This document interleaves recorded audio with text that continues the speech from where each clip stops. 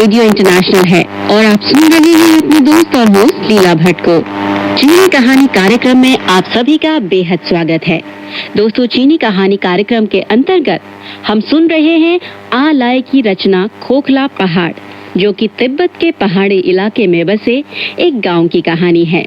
तो दोस्तों, जैसा कि मैंने कहानी की शुरुआत में आपसे कहा था कि इस कहानी के 2 भाग हैं, तो आज हम पहला भाग यानी सब कुछ अस्त व्यस्त की आखिरी कहानी सुनने जा रहे हैं।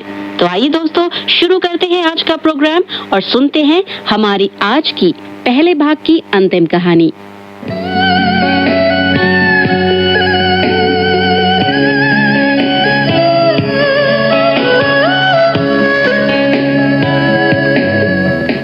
वसंत एक बार फिर वापस आ गया था और चारों तरफ हरियाली फैल गई थी।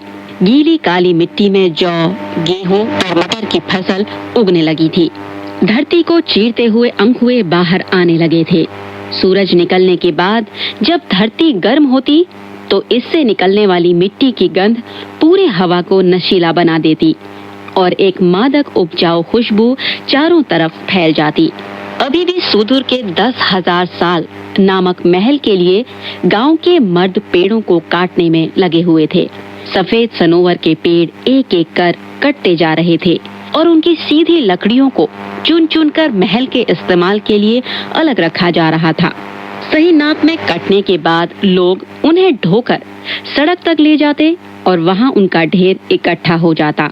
लोगों को पता था कि कुछ ही दिनों के अंदर ट्रकों का आना शुरू हो जाएगा और फिर ये लकड़ियां पहाड़ों से बाहर किसी दूर देश में बन रहे महल के लिए पहुंचा दी जाएंगी। लोगों ने लगभग सारे पेड़ों को काट डाला था, लेकिन ट्रकों के आने की रफ्तार में कोई कमी नहीं दिखाई दे रही थी। अब तो लोगों ने यह सोचना भी बंद कर दिया था कि 10,000 वर्ष वाला महल कितना विशाल बनेगा। जब पेड़ों की कटाई शुरू हुई थी तो सुओपो जैसे कुछ उत्साही लोगों ने महल के बारे में भावनाओं का दीवा स्वप्न खड़ा किया था, लेकिन अब लगता था कि उनकी भी कल्पना शक्ति जवाब दे गई थी। गेला ने दिन के समय गांव के समाज के बीच खुद को प्रकट करने की तरह तरह से योजनाएं तैयार की। अंत में उसने तय किया कि अब जब अगला ट्रक आएगा और गांव वाले ट्रक पर लकड़ियां चढ़ा रहे होंगे, उसी समय वह उनके सामने प्रकट होगा। पहले की तरह अब गांव वालों को ट्रकों को देखकर न तो कोई हैरानी होती थी और न उनके अंदर अब कोई उत्तेजना ही शेष रह गई थी। इन सब के बावजूद जब भी कोई ट्रक आता, वे टकटकी लगाकर उसे देखते रहते। इसकी वजह यह थी कि उनके पास देखने के लिए और कुछ था ही नहीं। आखिरकार वह दिन आ गया। गेला ने देखा कि 2 ट्रक सड़क की ओर से आ रहे हैं। जैसे ही लोगों ने लकड़ियां उठाई, वह जंगल से बाहर निकलकर सामने आ गया। उसने ऐसा अनुभव किया जैसे उसके लिए यह कोई नई घटना नहीं हो, बल्कि एक आम बात हो। लेकिन अंदर ही अंदर वह इंतजार कर रहा था कि भीड़ में से कोई उसकी तरफ इशारा करेगा। वह सड़क पर अचानक कूद कर आया था और भीड़ के सामने से सीटी बजाते हुए गुजर रहा था। उसे देखकर किसी के चेहरे पर आश्चर्य का भाव नहीं आया। ऐसा नहीं था कि किसी ने उसे देखा ना हो, बल्कि वे यह दिखा रहे थे कि उनकी गेला में कोई दिलचस्पी नहीं है। बस उन्होंने एक नजर उस पर डाली और फिर दूसरी तरफ देखने लगे। उनके चेहरे पर उदासीनता का भाव साफ नजर आ रहा था। गेला हतप्रभ होकर खड़ा रहा। उसने उन सभी चेहरों की ओर देखा जिन्हें वह अच्छी तरह जानता था, लेकिन उनमें से किसी ने भी उस पर ध्यान नहीं दिया। इतना ही नहीं, जब भी किसी की निगाह उस पर पड़ती, वह दूसरी तरफ देखने लगता, गोया कुछ हुआ ही ना हो। यह सब देखकर गेला वापस जंगल की ओर लौट गया।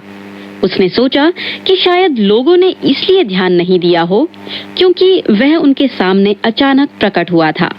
इसलिए इस बार वह थोड़ी दूरी से आहिस्ता आहिस्ता उनकी ओर बढ़ा। उसने सोचा कि गांव के बाहर जो झरना है, वहीं से उसे आगे बढ़ना चाहिए। ऐसा करने से उस खाली सड़क पर वह अकेला दिखाई देगा और गांव वालों के पास उसे देखने के लिए पर्याप्त समय होगा। इस योजना का एक लाभ यह भी हो सकता था कि यह रास्ता मिल के सामने से होकर गुजरता था और उधर लोगों का आम दरख्त भी काफी था। सब कुछ उसके नियत कार्यक्रम के अनुसार हो रहा था। जैसे ही वह साइप्रस के पेड़ों के बीच से निकला, उसने देखा कि मिल की तरफ से कोई उसी की ओर बढ़ता आ रहा है। उसने गौर किया कि आने वाला व्यक्ति एनबो था। ऐसा उसने अंदाजा लगाया था क्योंकि उसने इस बात पर ध्यान दिया था कि ट्रक पर जो लोग लकड़ियां लाद रहे थे उनमें एनबो कहीं नहीं था। इसके अलावा मिल वाली सड़क पर वर्षों से एनबो का आना जाना बना हुआ था। साल दर साल उसने देखा था कि फेल्ट हैट लगाए एनबो तेजी से चढ़ाई पर बढ़ता जाता था। सबसे पहले उसका हेड दिखाई देता, इसके बाद हेड के नीचे से उसके चौड़े कंधे और फिर किसी दैत्य की तरह एनबो का शरीर सामने आ जाता।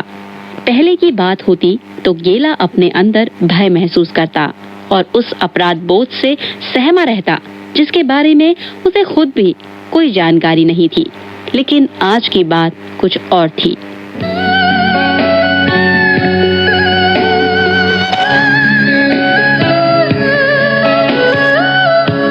दोस्तों, चीनी कहानी कार्यक्रम के अंतर्गत हम सुन रहे हैं आ लाई की रचना खोखला पहाड़ का पहला भाग, सब कुछ अस्त व्यस्त।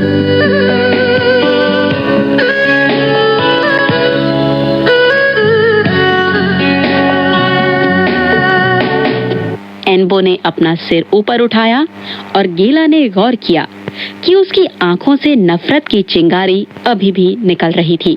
लेकिन इस बार उस नफरत का स्थान एक तरह के संदेह ने भी ले लिया था। यही वजह थी कि एनबो ने अपनी आंखें नीची की और सिर झुकाकर चलने लगा। गेला उछलकर सड़क के किनारे खड़ा हो गया। उसे ऐसा महसूस हो रहा था जैसे कोई उड़ती हुई चिंगारी उस तक पहुंच रही हो। वह दोनों बाहें सीधे किए सावधान की मुद्रा में खड़ा था और ऐसा लगता था जैसे वह इस इंतजार में हो कि भाग्य आए और उसका फैसला करे। सचमुच वह उस व्यक्ति का इंतजार कर रहा था जिसने अपने बेटे की मौत के लिए उसको जिम्मेदार ठहराया था और सोच रहा था कि देखें अब कौन सी मुसीबत मेरे सिर पर पड़ती है। गेला सांस रोककर शांत खड़ा रहा, लेकिन उसे निराशा ही हाथ लगी।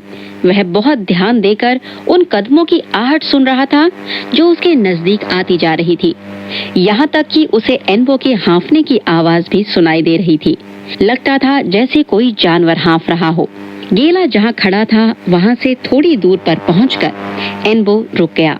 इसके बाद फिर गेला ने कदमों की आवाज सुनी, लेकिन यह आवाज नजदीक नहीं बल्कि दूर होती जा रही थी।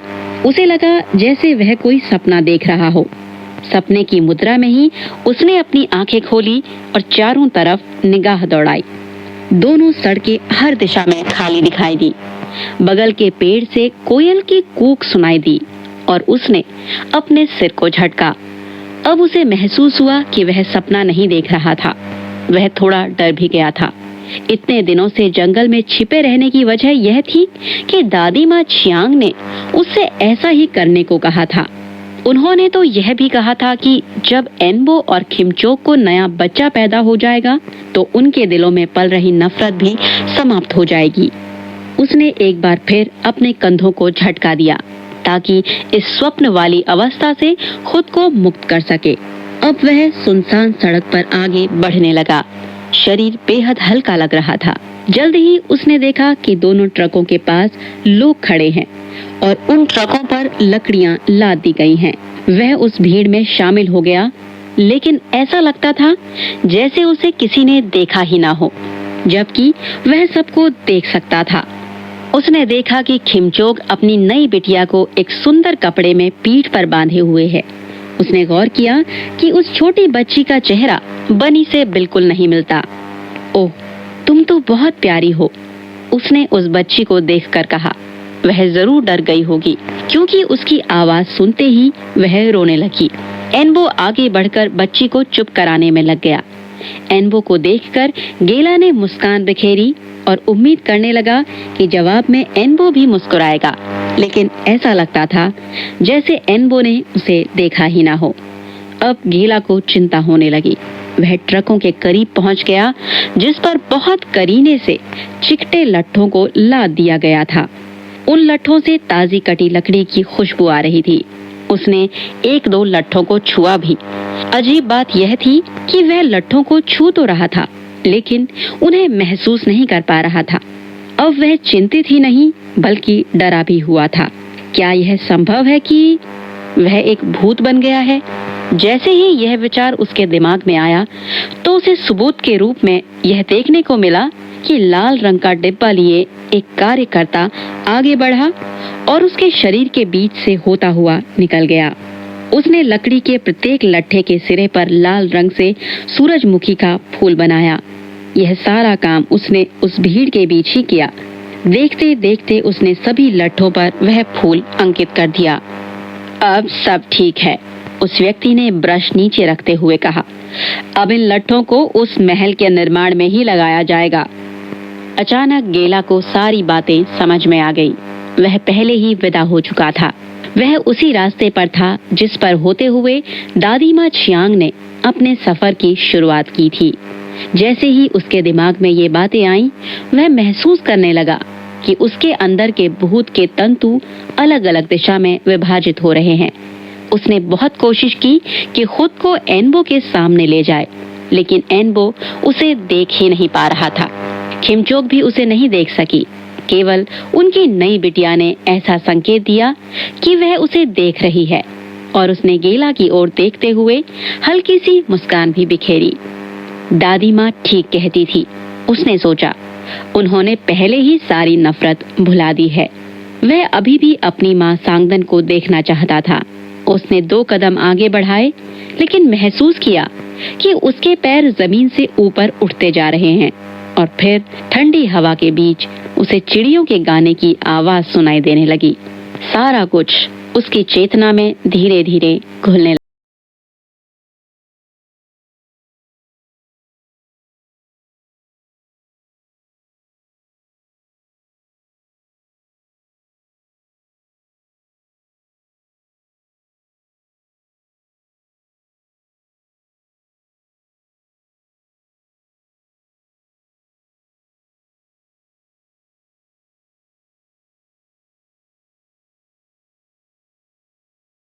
आइए दोस्तों, शुरू करते हैं हमारी कहानी का दूसरा भाग, जिसका नाम है आकाशीय अग्नि।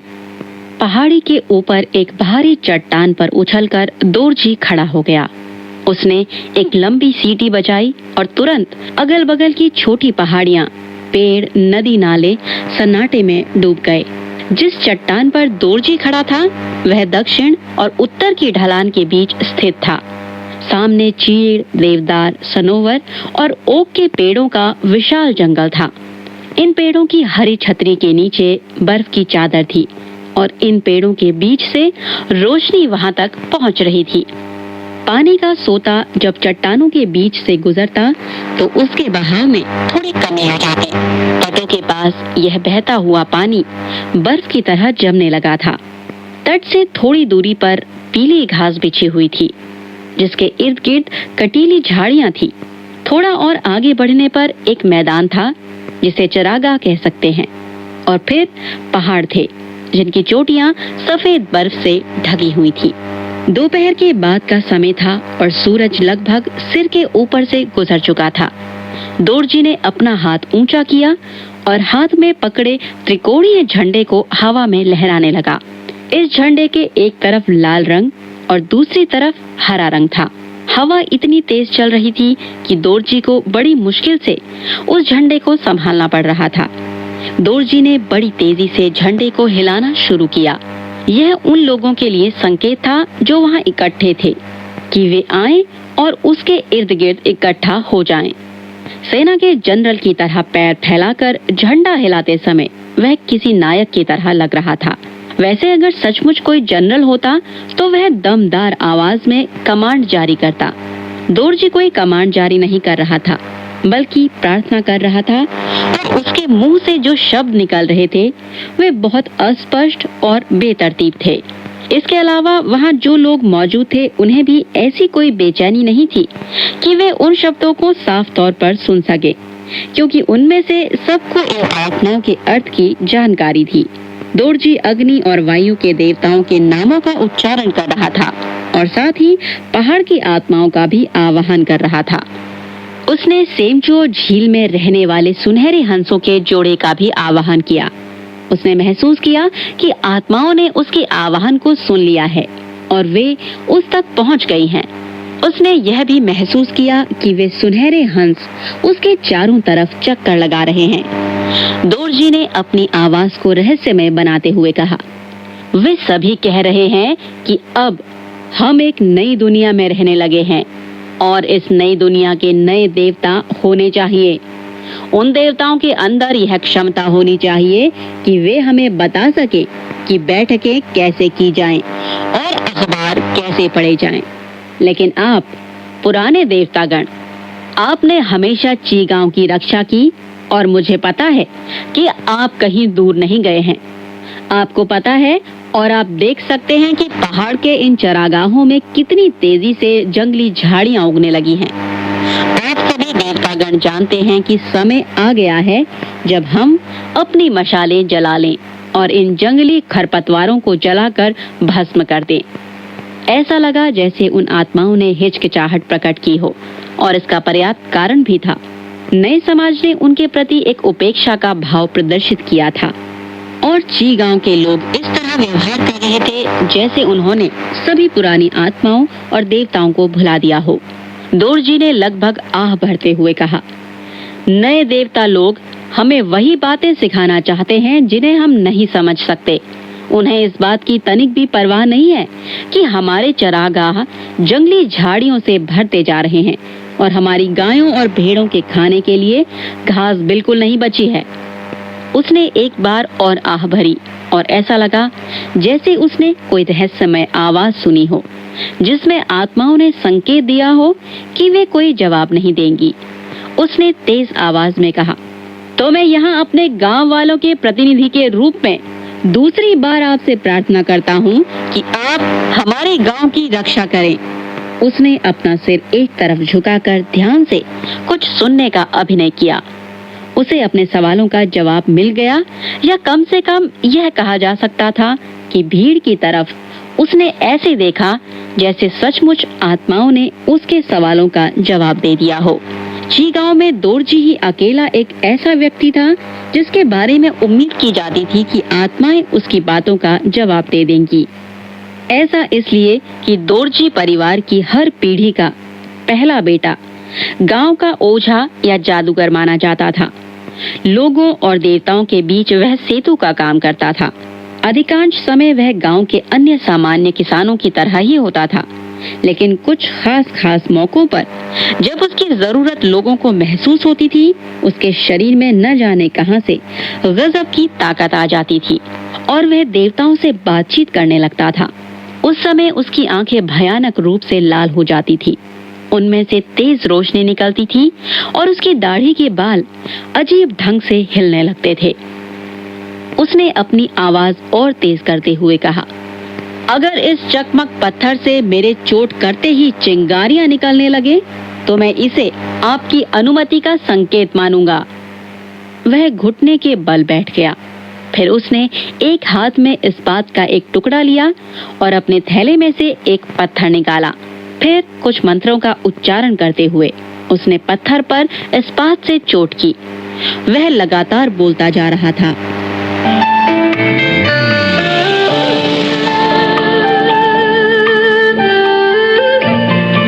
हे आत्माओं, चट्टान और इस्पात एक दूसरे से भिड़ो, चिंगारियां तारों की तरह चमको, आग का रूप लो, हवाएं हर दिशा से आओ, कांटों और झाड़ियों को नष्ट करो, पेड़ों को और भी ऊंचा करो, पहाड़ की आत्माओं, नदियों की आत्माओं, खरपतवार को भस्म कर दो, चरागाहों में हरियाली ला दो।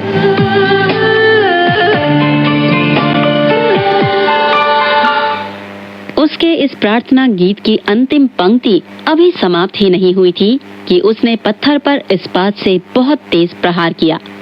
प्रहार करते ही चिंगारियां निकली, साथ ही नीले रंग का धुआं भी निकला जो ऊपर की तरफ बढ़ता जा रहा था और ऐसा लगता था कि जैसे पहाड़ की आत्माएं उस धुएं को आहिस्ता आहिस्ता अपनी ओर खींच रही हों।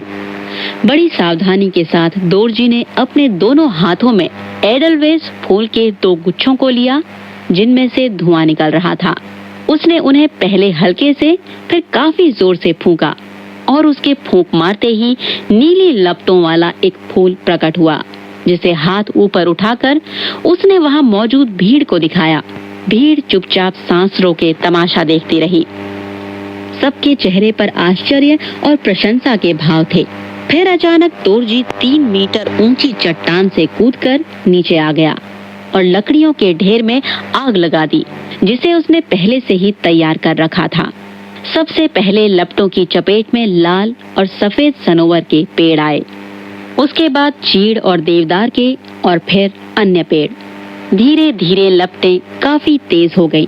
जैसे जैसे हवा तेज हो रही थी, आग में से चिट्ट चिट्ट की आवाज आ रही थी। वहाँ मौजूद लोग अपने अपने हाथों में लिए मशालों को जलाने में लग गए और फिर पीछे की ओर मुड़े।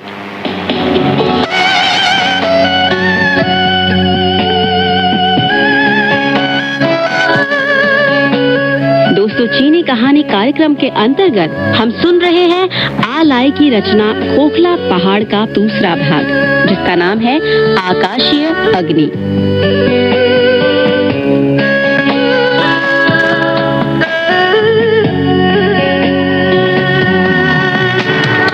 दोरजी ने गौर किया कि हवा का रुख दक्षिण की ओर है और फिर उसने वहां उपस्थित लोगों को एक संकेत से इशारा किया कि वे अपना काम शुरू करें। तुम लोग अब काम शुरू करो।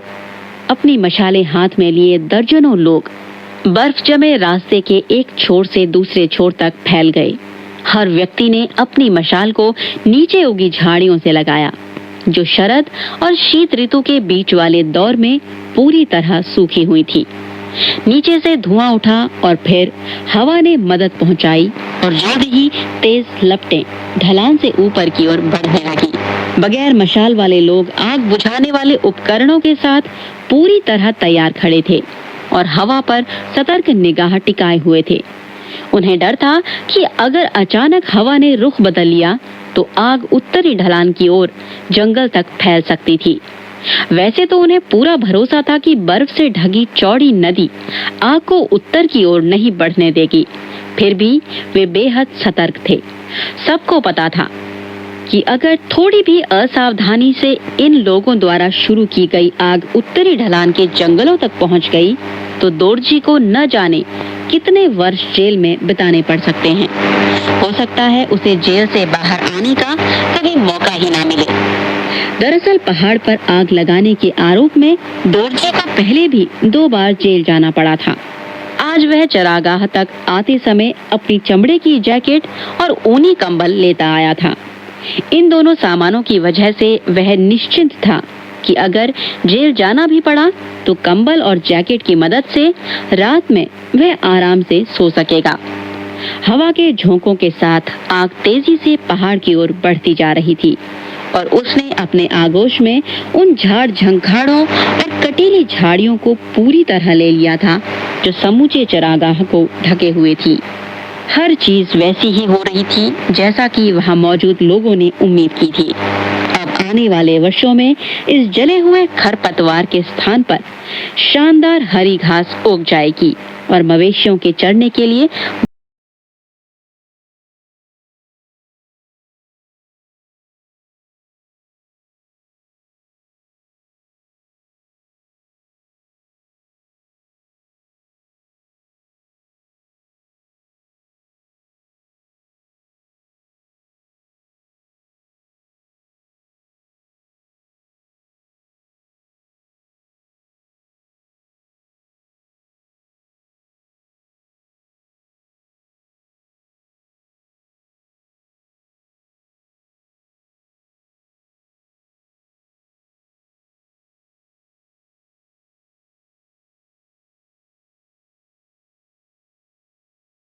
तब तक स्वस्थ रहिए, मुस्कुराते रहिए, रखिए अपना ध्यान और दीजिए अपनी दोस्त और होस्ट लीला भट्ट को इजाजत। नमस्कार, बाय बाय, जय सिया।